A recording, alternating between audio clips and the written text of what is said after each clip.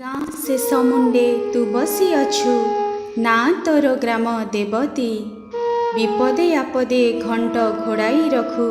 सदा सुखे रही थांती तते आश्रा करी तो ग्रामवासी।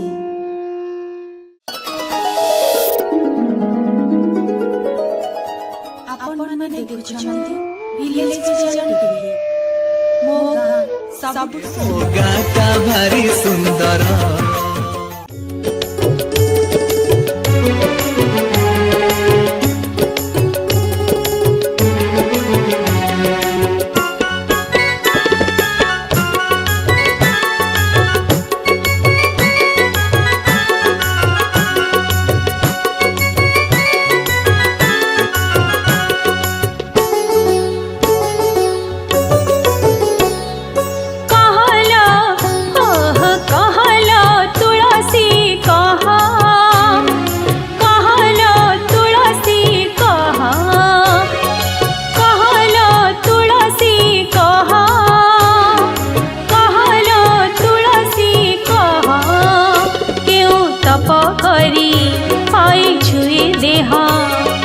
तप करी पाई छुए देहा पासु छु तुम कहलो तुलसी कह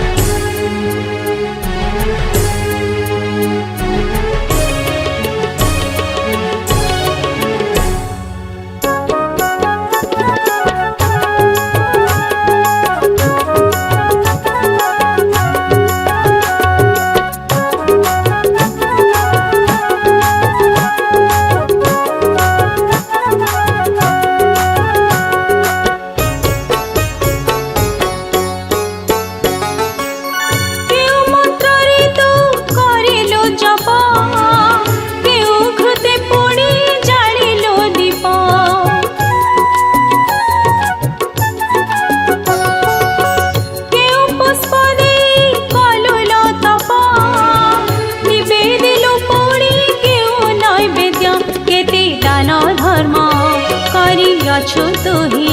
केते दान धर्म करी अछु तुही पाइलु ए दिव्य देह कहलो तुलसी कह